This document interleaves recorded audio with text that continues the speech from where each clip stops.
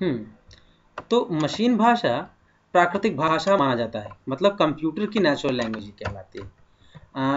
Electronic जो मशीनें होती हैं, इलेक्ट्रॉनिक जो कंपोनेंट्स होते हैं, वो सीधे तौर पे इस पे वर्क करते हैं और इनको पहचानना आसान होता है, क्योंकि ये कंप्यूटर के लिए बहुत फास्ट होती हैं, इसलिए इस पे कार्य करना कंप्यूटर के लिए आसान होता है। और बाइनरी भाषा 2 अंकों से मिलकर बनी होती है, जो कि बाइनरी नंबर कहलाते हैं, जिसे कहते हैं 0 और एक कहते हैं क्या 1।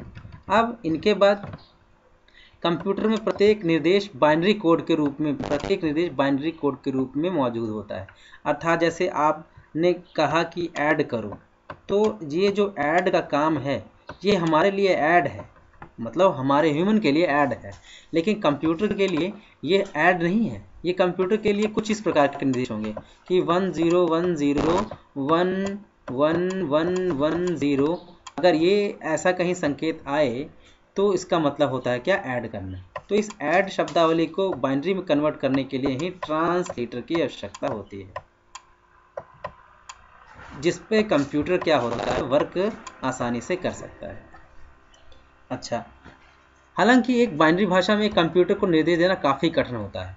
अर्थात अगर हम एक बाइनरी भाषा में कंप्यूटर को निर्देश दें तो इस पर वर्क करना बहुत कठिन है, लेकिन वहीं कंप्यूटर के लिए ये बहुत ही आसान होता है। कंप्यूटर के स्तर पे कंप्यूटर के साथ बातचीत करना या मशीन स्तर में भाषा प्रोग्राम लिखना उनके लिए आसान हो जाता है।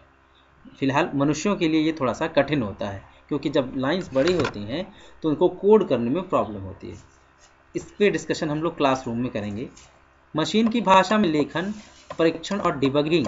परीक्षण का मतलब होता है जो हमने लिखा है वो लेखन कहलाता है।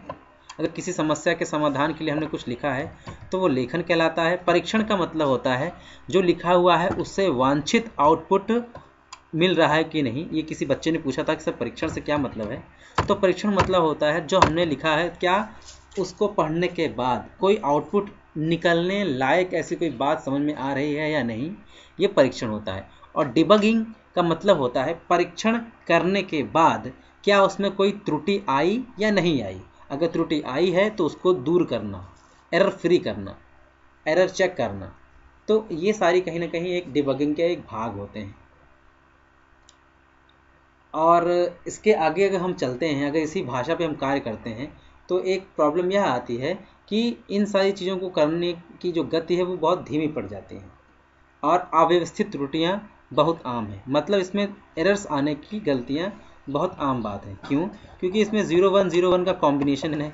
अगर कहीं बार भी एक 0101 गलत हुआ तो इससे आने वाले जो एरर्स हैं वो बाकी के प्रोग्राम की लाइनों में प्रॉब्लम खड़े कर देते हैं।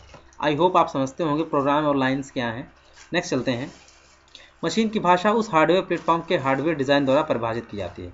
अर्थात अलग अलग मशीनों के हार्डवेयर की अलग अलग भाषाएं हो सकती हैं। एक्चुअली ये थकाऊ और समय लेने वाली, क्योंकि अलग अलग हार्डवेयर में अगर अलग अलग भाषाएं होंगी तो उनको समझ के उनके अनुसार कार्य करने का जो तरीका है वो डेवलप करने में लगने वाला समय बहुत ज़्यादा होगा।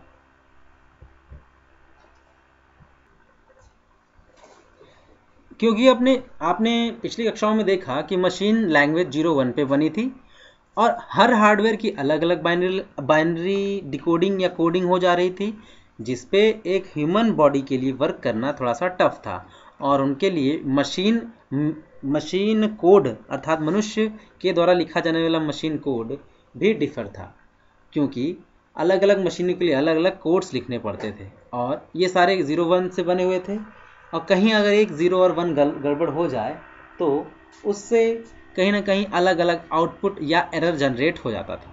तो उससे बचने के लिए एक भाषा आई जिसे असेंबली भाषा कहते हैं। बहुत डीप में ना जाके हम केवल इसके बारे में जानेंगे, क्योंकि ये इंजीनियरिंग में असेंबली भाषा पे वर्क करना सिखाया जाता है, प्रैक्टिकल्स होते हैं इलेक्ट्रॉनिक्स लैब में। अभी असेंबली भाषा को इस प्रकार समझिए कि असेंबली भाषा अल्फ़ा न्यूमेरिक होती है। अल्फ़ा न्यूमेरिक मतलब जिसमें अल्फ़ाबेट्स माने अंग्रेजी के वर्णमाला होते हैं और न्यूमेरिक और नंबर्स होते हैं। जैसे यहाँ पे दिया हुआ ऐड, तो ऐड का मतलब ह्यूमन समझेगा जोड़ना। सब का मतलब होता है सब्सट्रैक्ट मतलब घटाना। मल का मतलब होता है मल्टीप्लिकेशन अर्थात गुणा करना। इसी प्रकार बाकी है डिवीज़न है। ये सारे अल्फ़ाबेट्स होते हैं।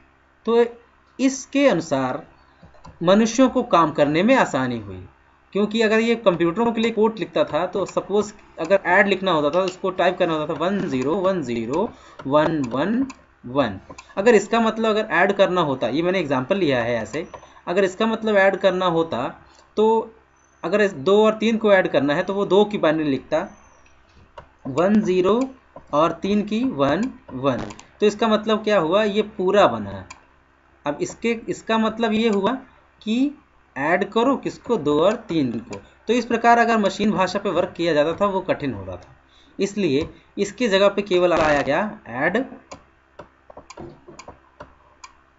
और इसके ये 2 की बाइनरी है, 2 के स्थान पे आया क्या, न्यूमेरिक 2, और ये आया क्या, 3, और उसके बाद आंसर हम आपको मिल जाता था क्या, 5।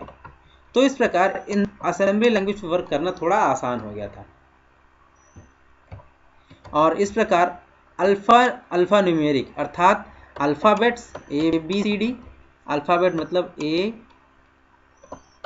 B C, ऐसे बहुत सारी चीज़ें, और साथ में क्या 0 1 मतलब 9 तक, इन सभी से मिलके जो बनती थी उसे हम कहते थे निमोनिक्स। यहाँ पर दिया हुआ है, इन सबको क्या कहा जाता था, निमोनिक्स।